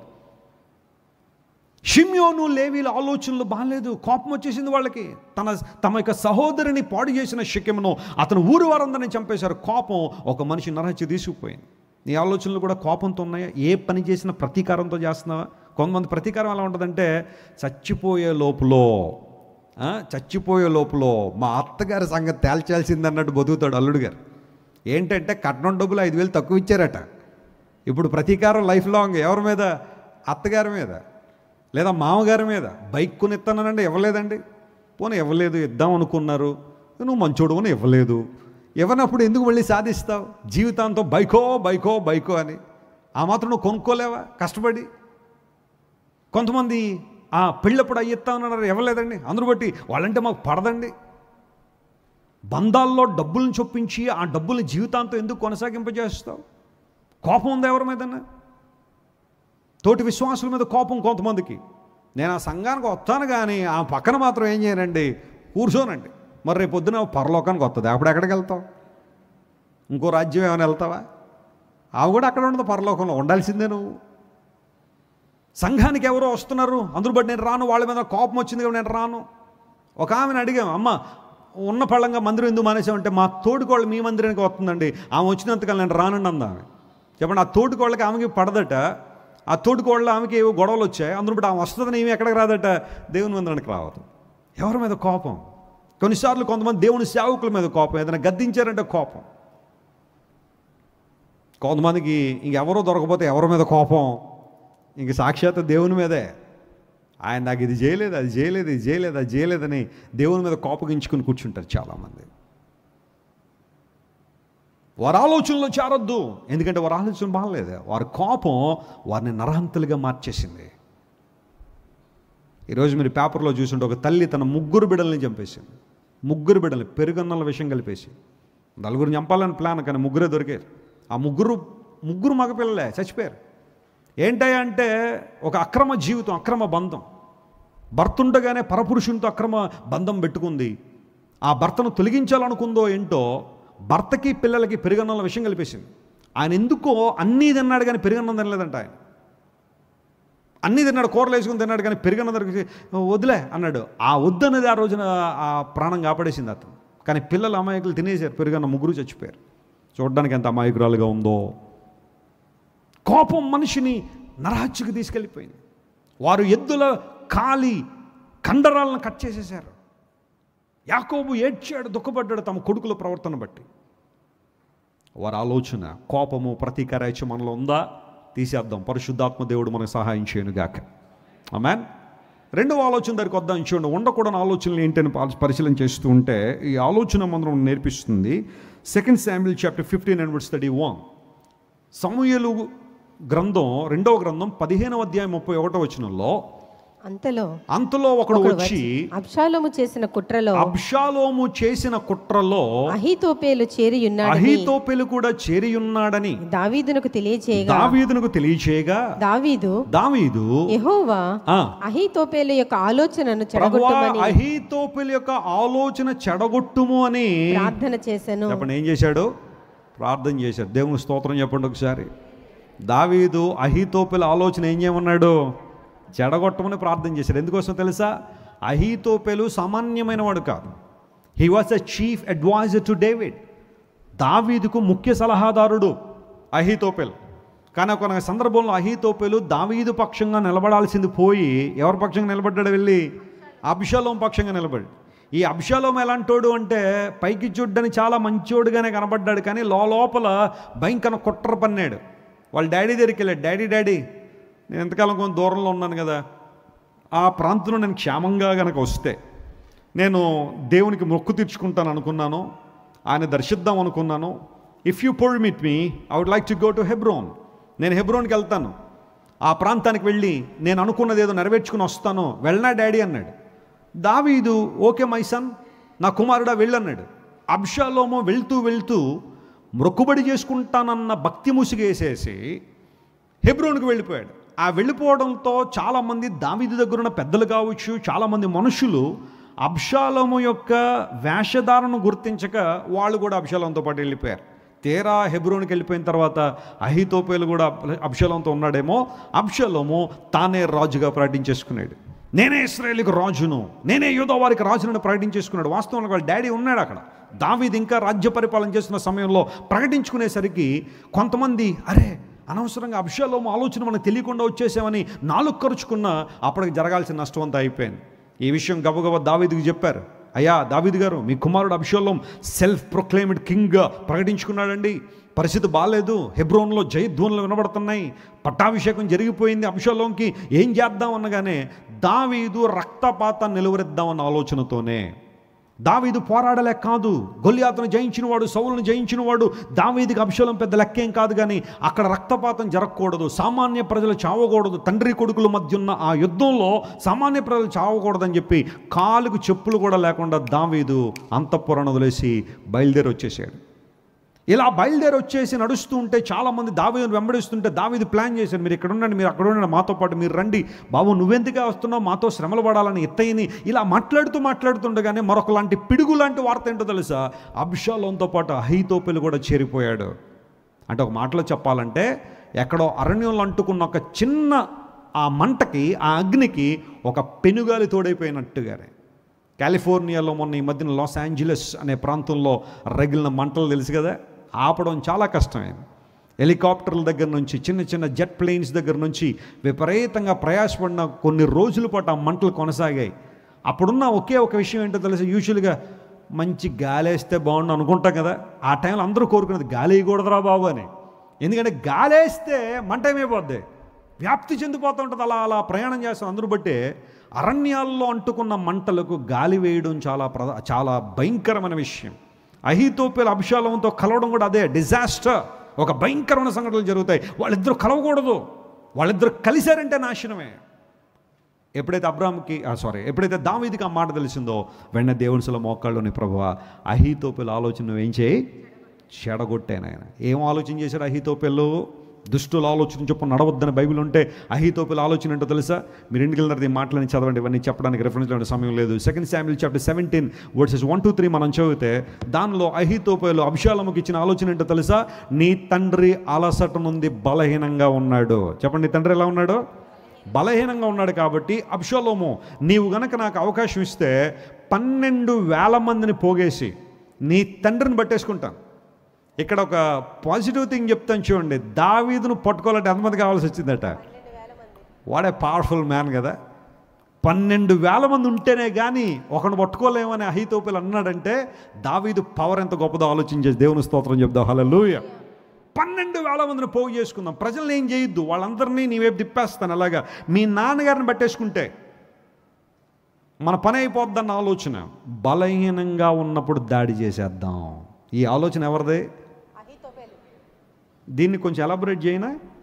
బలహీనంగా ఉన్నప్పుడు దాడి చేసేద్దామంటే ఈ రోజుల్లో చాలామందికి ఇలాంటి ఆలోచనలు లేవా? వీళ్ళకి ఎవరో దిక్కు లేదు అంటే దాడి చేసేసేవాళ్ళు, వీళ్ళకి ఎవరు అండలేరు అంటే దాడి చేసేసేవాళ్ళు. ఒక విధవరాల పక్షంగా కానీ, అనాథ పిల్లల పక్షంగా కానీ ఎందుకు అన్యాయం జరుగుతుందో తెలుసా? కొన్ని సందర్భాల్లో వీరికి ఎవ్వరూ లేరు, వీరికి దిక్కు ఎవరు లేరు, అందరు బట్టి ఏం చేసినా పర్లేదు, బలహీనంగా ఉన్నారు అని తెలిస్తే దాడి చేసే వికృత సమాజం ఇది. సెన్సిటివ్గా ఉన్నారు అంటే ఎంతవరకైనా ఆడేసుకునే సమాజం ఇది. వీళ్ళెవరితోనూ చెప్పుకోలేరు, ఎవరు వీరి పక్షంగా లేరు అన్నప్పుడు వారిని ఎంత క్రూరంగానైనా భయంకరంగా హింసించే ఆ సమాజం అహీతోపెలు ఆలోచనదే. కొంతమంది భర్తలు భార్యను విపరీతంగా హింసిస్తారు. ఎందుకోసం తెలుసా? ఆమె ఎవరితో చెప్పుకోలేదు కాబట్టి. బహుశా తల్లిదండ్రులు చనిపోయి ఉండొచ్చు, సిబ్లింగ్స్ ఉండకపోవచ్చు, ఇంకా ఈమెకి దిక్కు లేదన్నప్పుడు భర్త చెలరేగిపోయి హింసిస్తూ ఉంటాడు. అహీతోపెలు ఆలోచనదే. బలహీనంగా ఉన్నాడా? దాడి చేసేద్దాం. దిక్కు లేదా? దాడి చేసేద్దాం. ఇబ్బందుల్లో ఉన్నారా? దాడి చేసేద్దాం. మోసం చేసేద్దాం, అన్యాయం చేసేద్దాం. వారికి చెప్పుకునే వాళ్ళు ఎవరు లేరా? ఇంకా త్వరగా మోసం చేసేద్దాం. ఇది అహీతోపెలు యొక్క ఆలోచన. కానీ దావీదు ప్రార్థన చేశాడు, ప్రభువా అహీతోపెలు ఆలోచన చెడగొట్టాను. ఆయన దేవుడు చెడగొట్టాడా లేదా? Praise the lord. అహీతోపెలు ఆలోచన దేవుడు ఒక యవనస్తుని నిలబెట్టి, హుషాయ్ అనబడి యవనస్తుని నిలబెట్టి చెడగొట్టేశాడు. ఆ తర్వాత అహీతోపెలు ఒక భయంకర పరిస్థితిలో చరిత్రను నిష్క్రమించాడు. అహీతోపెలు ఆలోచన బలహీనం ఉన్నప్పుడు దాడి చేద్దాం. ప్రియదేవుని బిడ్డ, నీ దృష్టిలో ఎవరైనా బలహీనులు అని తెలిస్తే వారు బలం పొందేలా ప్రార్థన చేయి. Praise the Lord. వారి పక్షంగా నిలబడడానికి ప్రయత్నించే, వారికి న్యాయం జరిగేలా ప్రయత్నించే. అంతేకాని వీరు బలహీనులుగా ఉన్నారు కదా, ఏదైనా చేసేద్దామన్న ఆలోచనలు ఉంటే ఒకనాడు దేవుడు వారి పక్షాన్ని ఏం చేస్తాడు? నిలబడతాడు. అనాథ పిల్లల పక్షంలో కానీ, విధవరాండ్ర పక్షంలో కానీ చాలా జాగ్రత్తగా ఉండాల్సిన పరిస్థితి. ఎందుకోసం తెలుసా? వారి పక్షంగా ఎవరు ఉంటారు? దేవుడు ఉంటాడు. బలహీనంగా ఉంటే దాడి చేద్దాం అనుకుని ఆలోచన చేసే సమాజం ఇది. అహీతోపెలు కూడా అదే అన్నాడు, మీ నాన్న బలహీనుడుగా ఉన్నాడు, ఇదే రైట్ టైం, వేసేద్దాం. అహీతోపెలు తెలియదా నీకు? దావీదు బలహీనంగా ఉన్నాడేమో, కానీ దావీదులో ఉన్న దేవుడు మాత్రం ఎప్పుడు బలహీనుడు కాదు. హల్లెలూయా. చప్పట్లు కొట్టి దేవుని నామమున మహిమపడదాం. దావీదు బలహీనుడిగా కనబడొచ్చేమో, దావీదు శక్తి లేనుడుగా కనబడొచ్చేమో కొన్ని సందర్భాల్లో, కానీ దావీదు గుండెల్లో ఉన్న దేవుడు మాత్రం బలహీనుడు. ఆయన గుండెల్లో కొలువైన దేవుడు శక్తిహీనుడు కాదు. దావీదు పక్షంగా దేవుడు అద్భుతం చేశాడు. ఈరోజు అహీతోపెల ఆలోచన చెడగొట్టని ప్రార్థన చేసిన దావీదు. ప్రధాన యాజకుని మందిరం, ప్రభువుని గురించిన ఆలోచన చేయాల్సిన మందిరంలో, దేవుని మహింపరచాలి అని ఆలోచన చేయాల్సిన మందిరంలో, యేసయ్యను మెస్సయ్యగా గుర్తించాలని ఆలోచన జరగాల్సిన మందిరంలో ఆయన చంపేద్దామన్న ఆలోచన, మాయోపాయం చేత యేసయ్యను పట్టేసుకుందామన్న ఆలోచన, a wrong thought in a right place, ఒక సరైన ప్రాంతంలో చేయకూడని ఒక చెడ్డ ఆలోచన. అయితే దేవుని వాక్యం సెలవిస్తూ ఉంది. రోమిలికి రాసిన పత్రిక రండి. రోమిలికి రాసిన పత్రిక 12వ అధ్యాయం 17వ వచనం. నేను త్వరగా ముగిస్తాను, సమయం అయిపోయింది. రోమిలికి రాసిన పత్రిక 12వ అధ్యాయం 17వ వచనంలో అపోస్తలుడు పౌలు ఇలా మాట్లాడుతున్నాడు. ఏమన్నాడు? కీడుకు ప్రతికీడు ఎవరికి ప్రతికీడు ఎవరికిని చేయకుండా మనుషులందరి దృష్టిలో యోగ్యమైన వాటిని గూర్చి ఆలోచన కలిగి ఉండు. చెప్పండి, మీరు ఏ ఆలోచన కలిగి ఉండాలా? యోగ్యమైన వాటిని గురించి ఆలోచన. స్తోత్రం చెప్దాం ఒకసారి. కీడుకు ప్రతికీడు ఎవరు చేయకుండా యోగ్యమైన వాటి కొరకు, యోగ్యమైన వాటి నిమిత్తము ఆలోచన చేయండి అనే మాట. మీరు ఇంటికి వెళ్ళిన తర్వాత రోమిలికి రాసిన పత్రిక 12వ అధ్యాయంతో చదివితే అందులో ఒక ఆయన ఏమంటాడంటే, it's a constitution for a believer అంటాడు ఒక ఆయన. క్రైస్తవునికి ఒక రాజ్యాంగం అంటూ ఏదైనా ఉంది అంటే మనం ఖచ్చితంగా భారతదేశ రాజ్యాంగాన్ని గౌరవిస్తాం. I'm not talking anything against Indian constitution. But ఒక క్రిస్టియన్కి కాన్స్టిట్యూషన్ కావాలంటే base your life or construct your life, build your life on Roman chapter 12 అంటాడు దేవుని సేవకుడు. అమేజింగ్ ఫ్యాక్ట్స్ అన్నీ పరిశుద్ధాత్మ దేవుని ప్రేరణతో పౌలు గారు రాసిన ఒక్కొక్క మాట ఒక బంగారు మాటే. ప్రతి మాటను జాగ్రత్తగా పరిశీలించి ఆచరించగలిగితే అందులో అంటాడు, మీలో కీడుకు ప్రతిక్రియ ఎవరు చేయకుండా యోగ్యమైన వాటి కొరకు, మంచి విషయాల కొరకు మీరు ఏం చేయండి? ఆలోచన కలిగి ఉండండి. మా ధన్య ఒకసారి నా దగ్గరికి వచ్చింది. అప్పటికి తనకి 3 సంవత్సరాలు కూడా లేవు. నేను ఎక్కడికో మీటింగ్కి వెళ్ళి వచ్చిన తర్వాత వచ్చాను. ఈ లోపల మా అమ్మగారు నేను మాట్లాడుకుంటూ ఉన్నాము. ఈ లోపల ధన్య గవ్వపరుగుతూ నుంచి, డాడీ డాడీ నాకు మంచి మంచి ఆలోచన వచ్చేస్తాయి డాడీ అంది. 3 సంవత్సరాలకే మంచి మంచి ఆలోచనలు వచ్చేస్తాయి. ఏంటి ఆలోచన అమ్మంటే తర్వాత చెప్తారని వెళ్ళిపోయింది. But one thing is clear, మంచి ఆలోచనలు మనకు రావాలి. దేవుని వాక్యం చెబుతున్న మాట, నీ ఆలోచనలు మారితే నీ జీవితం మారుతుంది, నీ స్పిరిచువల్ లైఫ్లో అభివృద్ధి పొందుతావు, దేవుని దగ్గరగా జీవిస్తావు. పౌలు మహాశయం ద్వారా దేవుడు మాట్లాడిన మాట, మీ ఆలోచనలు సరిగా ఉండాలి, యోగ్యమైన విషయంలో ఆలోచన చేయండి. చేయకూడని ఆలోచనలో 2 ఎగ్జాంపుల్స్ మీకు ఇచ్చాను. ఒకటి షిమ్యోను లేవీల ఎగ్జాంపుల్ ఇచ్చాను, రెండోది అహీతోపెల ఆలోచన చెప్పాను. ఇప్పుడు ఉండాల్సిన ఆలోచనల్లో ఒక 2 ఎగ్జాంపుల్ ఇచ్చి నా సందేశాన్ని ముగిస్తాను. అందులో మొట్టమొదటిది నిర్గమకాండం 18వ అధ్యాయంలో మనం చూస్తాం. 19వ వచనం తీయండి ఒకసారి. Exodus chapter 18 and verse 19. దానిలో ఈ మాట రాయబడింది, కాబట్టి నా మాట వినుము, నేను నీకు ఒక ఆలోచన చెబుతాను. చెప్పండి, ఏం చెప్తారట ఆయన? ఆలోచన చెబుతాను. దేవుడు నీకు తోడయుండును, ప్రజల పక్షంగా నీవు దేవుని సముఖముందు ఉండి వారి వ్యాజ్యములను దేవుని యొద్దకు తేవలెను. చెప్పండి, ఎక్కడ తీసుకురావాలా? ఇక్కడ నేను నీకు ఒక ఆలోచన చెబుతాను. మోషే వాజ్ ద గ్రేటెస్ట్ లీడర్ కదండి. మోషే లాంటి నాయకుడు ఇంకెవరైనా ఉన్నారా చరిత్రలో? మోషే సకల విద్యల్లో ఎలాంటి వాడంట? ప్రవీణుడు. He was an expert in many things. But still, one day, his father-in-law was telling something to Moses to obey. తన మామయ్యన ఇత్రో గారు ఒక ఆలోచన చెబుతున్నారు. ఎవరికి? మీకు మాట చెప్పనా? నువ్వు ఎంత జ్ఞానం కలిగిన దానివైనా, నీ పేరు వెనకాల ఎన్ని పిహెచ్డీలు ఉన్నా, ఎన్ని ఎంఫిల్లు ఉన్నా, ఎన్ని డిగ్రీలు ఉన్నా, నువ్వు ఏదో ఒక సమయంలో ఎవరొకరు మాట నువ్వేం చేయాలా? వినాల్సిందే. You are not ultimate. కొంతమంది ఇంకా నేను బైబిల్ నుండి ఆది కాండం నుండి ప్రకటన దాకా ఒకసారి చదివేశారు, నీకు ఎవరి మాట వినక్కర్లేదు అనుకుంటారు చాలా. నాకు 21వ కీర్తన మొదటి నుండి చివరి దాకా, చివరి నుండి మొదటి దాకా చెప్పడం వచ్చిందండి. నీకు ఎవరి మాట వినండి. ప్రసంగాల పాటల దాకా ఉంటారు. ప్రసంగం అనగానే బెదరో పని ఉందా అని వెళ్ళిపోతారు చాలామంది. ప్రసంగం వద్దట. ప్రైజ్ అండ్ వర్షిప్ కావాలి కొంతమందికి, మంచి మ్యూజిక్ కావాలి. కానీ వాక్యం వచ్చేసరికి ఏమంటామండి, మాకు తెలియదు ఏముంది చెప్పండి. ఇప్పుడు వెస్లీ గారు ఏం చెప్తారు కొత్త విషయాలు? నీకు కొత్త విషయాలు చెప్పాలని బోల్డ్ చెప్పగలం, కానీ పరిస్థితులను బట్టి, ఎంచుకున్న సబ్జెక్టును బట్టి, పరిస్థితిని బట్టి కొన్ని విషయాలు ప్రస్తావించాల్సిన పరిస్థితి ఉంటుంది. అయితే కొంతమంది ఏముందండి నేను వినాల్సింది, నేను నేర్చుకోవాల్సింది ఏముందని అన్న ఆలోచన. మోషే, he was a top leader in the history of mankind. ఆ 20 లక్షల మందిని 40 సంవత్సరాలు అద్భుతంగా నడిపించిన గొప్ప దైవజనుడు మోషే. అలాంటి వాడికి సలహాలు కావాల్సిన అవసరం ఉందని నేనైతే నేను అనుకోను. కానీ ఇతరు గుర్తించాడు ఒక సంఘటన. మోషే, నీకు ఒక ఆలోచన చెప్తున్నా, వింటావా? ఏంటి ఆలోచన? ఉదయం నుండి సాయంకాలం దాకా నిన్ను చూస్తూ ఉంటే ప్రజలందరూ నిలబడి ఉన్నారు న్యాయం కోసం, తీర్పు కోసం. నువ్వు బాగా అలసిపోతున్నావు. నువ్వు ప్రతి ఒక్కరికి దేవుని మాటలు చెప్పాల్సిన పరిస్థితి ఉంది. అయితే నీకు ఒక ఆలోచన చెప్తాను. నువ్వేం చేస్తావు తెలుసా? ఒక 1000 మందికి ఒకరిని పెట్టు, ఒక 100 మందిని ఒకరిని పెట్టు, ఒక 50 మందికి ఒకరిని పెట్టు, ఒక 10 మందికి ఒక నాయకుడిగా పెట్టు. వారు ఎలా ఉండాలంటే దైవభక్తి కలిగిన వారై ఉండాలా, సామర్థ్యం కలిగిన వారై ఉండాలా, లంచగొండితనం లేని వారై ఉండాలి, న్యాయాన్ని న్యాయంగా చెప్పేవాళ్ళు ఉండాలి. అలాంటి వాళ్ళని కొంచెం ఐడెంటిఫై చేయి, అలాంటి వాళ్ళని గుర్తించి 1000 మందికి, 100 మందికి, 50 మందికి, అట్లీస్ట్ 10 మందికి ఒకరిని పెట్టే లీడర్ని. చిన్న చిన్న సమస్యలు ఏమైనా ఉంటే వాళ్ళని తీర్చేయమని చెప్పు. పెద్ద ఏమైనా ఉంటే నీ దగ్గర తీసుకురమ్మను. అప్పుడు నువ్వు బాగుంటావు, నీ ఆరోగ్యము బాగుంటుంది, భారము తగ్గుతుంది, డెలిగేషన్ కూడా జరుగుద్ది. అక్కడ నువ్వు మరికొంతమంది నాయకులను కూడా నువ్వేం చేస్తావు? సిద్ధపరుస్తావు. What a wonderful counsel. ఎంత అద్భుతమైన ఆలోచన ఇది. మోషే ఏమన్నాడు? మామగారు, మీరేమన్నా ఇవ్వాలనుకుంటే ఇవ్వండి, మనకేమన్నా ఆస్తిపాస్తులు కానీ అలాంటి ఏమన్నా ఇవ్వాలనుకుంటే ఇవ్వండి, కానీ ఇలాంటి ఐడియాలు మాత్రం మాకు అంతా నేనే అన్నాడా మోషే? అందరూ నా దగ్గర రావాల్సిందే అన్నాడా? He wanted to delegate the work. అప్పటికి ఇత్రో చెప్పిన మాట ఏంటో తెలుసా? నేను చెప్పానని కాకుండా నువ్వు కూడా దేవుణ్ణి అడుగు మోషే. నువ్వు పూర్తిగా నా ఆలోచన మీద డిపెండ్ అయిపోవాలన్న అహంభావం కూడా నాకు లేదు. It's a counsel that comes from my mind, but you need to confirm it at the presence of God. మోషే అన్నాడు, ఎస్ మామగారు, ఖచ్చితంగా.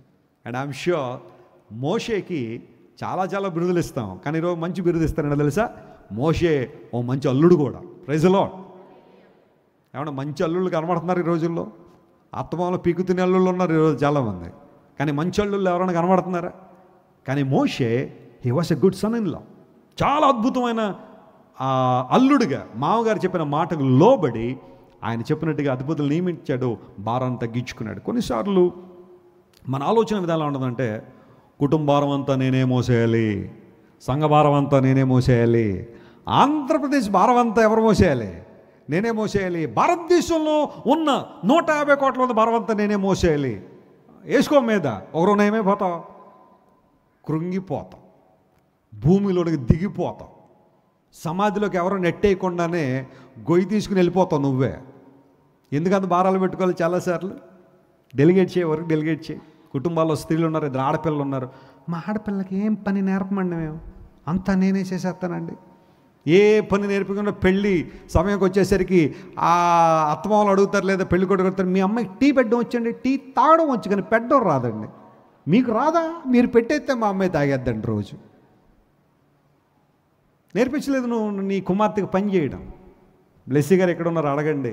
నా 3 కూతుళ్ళకి పని నేర్పించమంటారు. ఆ సందర్భాల్లో చాలామంది మాకు సహాయం చేసేవాళ్ళు ఉన్నారు, అద్భుతంగా సహాయం చేస్తారు, వారిని బట్టి దేవునికి మహిమ. అయితే కావాలని కొన్నిసార్లు మా పిల్లలు పని చేయించాలి, ఇల్లు దుడిపించడం కానీ, మొత్తం ఇల్లంతా సర్దడం కానీ. మా చిన్నది మూలుగుతుందండి, మామూలుగా నేనే దొరికానంటది, అదంటది, ఇదంటది. ఒక 2 పనులు చేసేసరికి అలసిపోయి మీదెక్కేస్తుంది. డాడీకి నేను అలసిపోయాను డాడీ. అయినా పర్లేదు, నేర్పించాలి, పిల్లలకి పని చేయడం నేర్పించాలి. సంఘాల్లో కొంతమంది అన్ని భారాలు వాళ్ళ మీద వేసుకుని మూలిగే వాళ్ళు చాలామంది ఉన్నారు. ఆ డెలిగేషన్ లేదు, ఆ వర్క్ని ఇతరులకు అప్పగించడం చేత కావట్లేదు చాలామందికి. అలా అని చెప్పి రాంగ్ పీపుల్ చేతిలో పనులు చెప్పమన్న ఉద్దేశం కాదు. అక్కడ క్లియర్గా ఇతరు అన్నాడు, నువ్వు ఎన్నుకునే వ్యక్తులు ఎలా ఉండాలంటే సామర్థ్యం కలిగిన వారై ఉండాలా, సిచ్యువేషన్ హ్యాండిల్ చేసేవాళ్ళు ఉండాలి, దైవభక్తి కలిగిన వారై ఉండాలా, లంచగొండితనం వారిలో ఉండడానికి వీల్లేదు. వాళ్ళది కాంతి వారు ఆశించుకొని లంచగొండితనం లేని వారై ఉంటే నీకు మేలు చేస్తారు. మోషే మాట విన్నాడు, భారం తగ్గించుకున్నాడు, అద్భుతాలు జరిగాయి. దేవుని బిడ్డలారా, కొన్నిసార్లు లేనిపోయిన పనులన్నీ మీద వేసుకుని కృంగిపోవడం కన్నా డెలిగేట్ చేయడం నేర్చుకుందాం, పనులు అప్పగించడం నేర్చుకుందాం. దేవుని కార్యాలు స్పష్టంగా మన జీవితంలో జరుగుతాయి. యోగ్యమైన వాటి విషయంలో ఆలోచన చేయడం దేవుడు చెప్తే మోషే ఆలోచన విన్నాడు. మామగారు చెప్పారు కదని చెప్పి ప్రక్కకి నెట్టేలేదు. దేవుని ఆలోచన విని స్పష్టమైన విధానంలో మోషే అనేకమంది దేవునికరంగా మారాడు. నెహెమ్యా గ్రంథం 1వ అధ్యాయం 11వ వచనం చదువుకుని ముగింపు ప్రార్థన చేసుకుందాం. The book of Nehemiah chapter 1 and verse 11. దానిలో రాయబడిన మాట ఇలా ఉంది, చదవండి. నెహెమ్యా గ్రంథం 1వ అధ్యాయం 11వ వచనం లేదా యెహోవా చెవియొగ్గి ఆ, నీ దాసుడైన నా మొరను నా మొరను నీ నీ నామమును భయభక్తులతో గణపరచుటేందు ఆనందించి నీ దాసుల మొరను ఆలకించి ఈ ఈ దినమందు నీ దాసుని ఆలోచన నీ సఫలపరచి దాసుని ఆలోచన సఫలపరచి నువ్వేం చేయాలి ప్రభువా? సఫలపరచి ఈ ఈ మనుష్యుడు నా యందు దయచూపునట్లు అనుగ్రహించుమని నిన్ను బ్రతిమాలుకొనుచున్నాను అని ప్రార్థించి తిని నేనేం చేశాను? ప్రార్థించాను. నేను రాజుగారికి ఏమందిస్తున్నాను? గిన్నె అందించువాడనై ఉన్నాను. దేవుని సన్నిధిలో నెహెమ్యా ప్రార్థన చేశాడు, ప్రభువా నీ దాసుని ఆలోచన నువ్వేం చేయాలా? ఏంటా నెహెమ్యాకున్న ఆలోచన? 2 బిల్డింగ్లు కట్టుకుందామని ఆలోచన చేశాడా? 4 ఆభరణాలు కొనుక్కుందామని ఆలోచన చేశాడా? లేకపోతే అది ఇది అని ఆలోచన చేశాడా? నెహెమ్యాలో ఉన్న ఆలోచన ఏంటో తెలుసా? యెరూషలేం ప్రాకారాలు ఏమవ్వాలా? కట్టబడాలి. అది ఆలోచన. ప్రభువా ఈ నీ దాసునుకు నీ ఆలోచన సఫలపరచు అని ప్రార్థన చేశాడు. ఆ తర్వాత అధ్యాయాన్ని మీరు చూస్తే నెహెమ్యా చాప్టర్ 2 మీరు చూస్తే నెహెమ్యా రాజుగారి దగ్గరికి వెళ్తాడు. తాను అనుకుంటున్న విషయం ఏంటో, తాను వెళ్ళాలనుకున్న ప్రాంతం ఏంటో, ఎందుకు వెళ్ళాలనుకున్నాడో ఇవన్నీ క్లియర్గా ఎక్స్ప్లెయిన్ చేశాడు. ఎవరికి? రాజుగారికి. రాజు ఏమన్నాడు? నెహెమ్యా నువ్వు అన్నట్టే చెయ్యి, నీకేమన్నా సపోర్ట్ కావాలంటే చెప్పు నేను ఇస్తా, నీకేమన్నా అవసరం కావాలంటే చెప్పు నేను ఇస్తాను, నేను నీకు సహాయం చేస్తాను, గో హెడ్. ఆ ప్రార్థన సఫలం అవ్వడానికి కారణం ఏంటో తెలుసా? రాజుగారు అంత పాజిటివ్గా రెస్పాండ్ అవడానికి కారణం ఏంటో తెలుసా?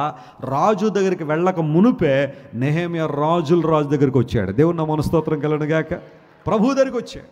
నువ్వు ఎవరినైనా కలవాలనుకున్నావు ఏదైనా పని కోసం, బహుశా రేపే లేదా నీ ఎల్లుండే ఎవరినైనా కలిస్తే ఈ పని అవుద్దు అనుకున్నావా? కలువు పర్వాలేదు, కానీ దానికి ముందు నువ్వు ఎవరిని కలవాలి? దేవుని కలవు.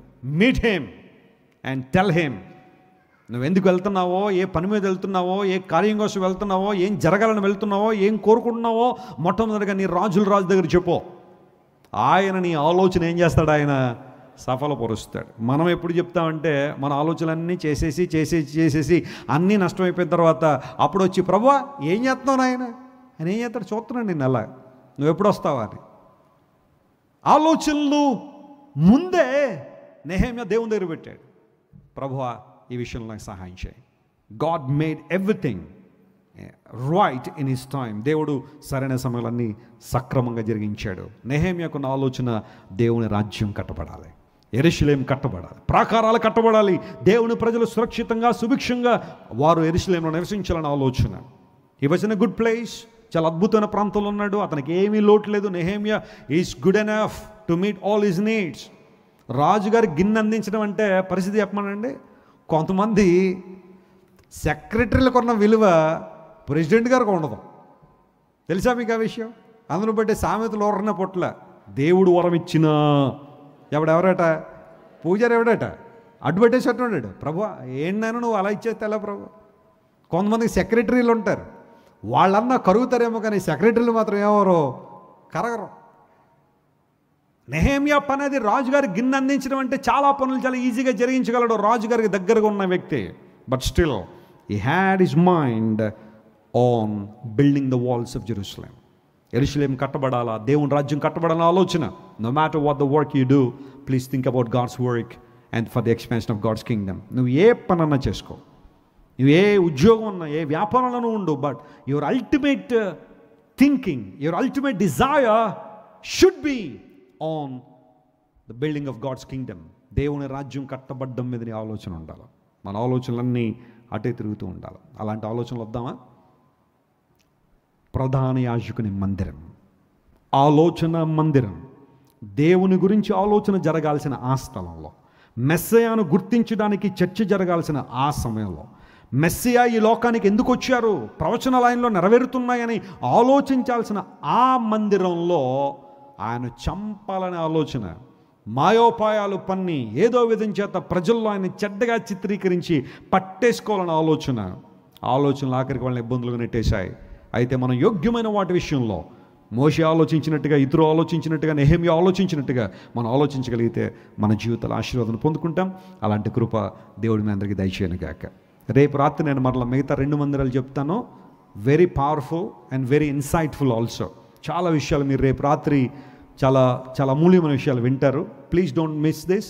అందరు రండి, అవకాశం ఉంటే లైవ్లో కూడా కనెక్ట్ అవ్వండి. ఈ విషయాలను మీ హృదయాల్లో పెట్టుకొని దేవుడు మిమ్మల్ని దీవించి ఆశీర్వదిస్తాను. అందరూ లేచిన బట్టి ప్రార్థన చేస్తాను. మనం త్వరగా సెలవు తీసుకుందాం. మళ్ళీ రేపు ఆదివారం కాబట్టి 2 ఆరాధనలో నేను దేవుని వాక్యం అందిస్తాను. Please do come on time and hear God's message and be bless. అందరూ లేచిన బట్టి ఒక్క నిమిషం మనం 2 చేతులు ఆకర్షించవుదాం. లార్డ్, ప్రధాన యాజకుని మందిరం, ఆ ఒక్క మందిరాన్ని గురించిన వివరాలు ఎన్నో మాతో మాట్లాడు. మా ఆలోచనలు, మా జీవితం అనే మందిరంలో మా ఆలోచనలు ఎలా ఉండాలో మీరు మాకు నేర్పించిన నీకు స్తోత్రాలు ప్రభు అని ప్రతి ఒక్కరు దేవుని వైపు మనం చూద్దాం. Let's look unto God. హల్లెలూయా, నీకే మహిమ యేసయ్యా, నీకే మహిమ. సదాకాలము నీతో నేను జీవించేదను యేసయ్యా, సదాకాలము నీతో నేను జీవించేదను యేసయ్యా, యేసయ్యా, యేసయ్యా, యేసయ్యా, యేసయ్యా. కొంచెం ప్యాడ్ సౌండ్ పెట్టాను. యేసయ్యా, యేసయ్యా, యేసయ్యా, యేసయ్యా. మరొకసారి చెప్దామా? సదాకాలము నీతో నేను జీవించేదను యేసయ్యా. ప్రేమగల మా తండ్రి, ఈ మొదటి రోజు క్రీస్తు మరణ పునరుత్థానాల మీద ధ్యానములో అన్న అంశంలో ప్రధాన యాజకుని మందిరాన్ని గురించి మాతో మాట్లాడు.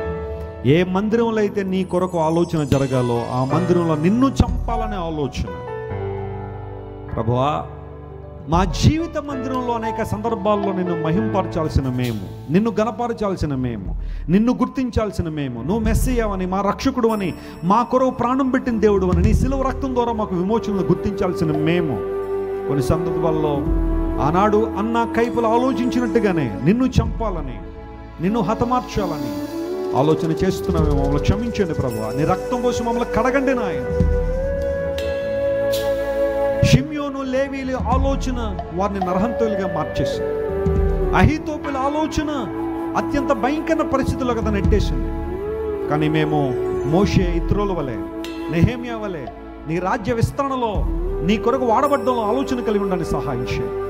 కీడుకు ప్రతి కీడు ఎవ్వరికీ చేయకుండా యోగ్యమైన వాటి యందు ఆలోచన కలిగి ఉండండి అని నువ్వు చెప్పిన మాటకు మేము లోబడి నీ కృపలో వర్ధిల్లనని సహాయం చేయమని, ఈ ధ్యానాల ద్వారా, లోతైన ఆధ్యాత్మిక విషయాల ద్వారా అనేక మందిని మీరు పదిలపరిచి, భద్రపరిచి నీ మహిమ రాజ్యం కొరకు సిద్ధపరచమని కోరుకుంటాను. మళ్ళీ రేపు ఉదయం నేను ఆరాధించే సమయంలో మేము అందరం చేరి నేను గణపరిచినట్లుగా సహాయం చేయండి.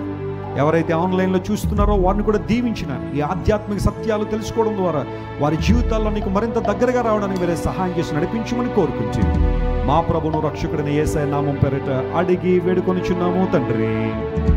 మన తండ్రి అయిన దేవుని యొక్క ప్రేమ, ప్రభు అయిన యేసు క్రీస్తు వారి యొక్క కృప, పరిశుద్ధాత్మ దేవుని యొక్క అన్యోన్య సహవాసము, ఆశీర్వాదం, ఆదరణ ఈ మొదటి రోజు మీటింగ్లో పాల్గొనే దేవుని వాక్యాన్ని విని వాక్యానికి లోబడిన ప్రతి ఒక్కరికి సదాకాలము తోడే నడిపించును గాక. ఆమెన్. ఒకసారి ప్రక్క వరకు తిరగండి, షేక్ హ్యాండ్ ఇవ్వండి. ఆగండి.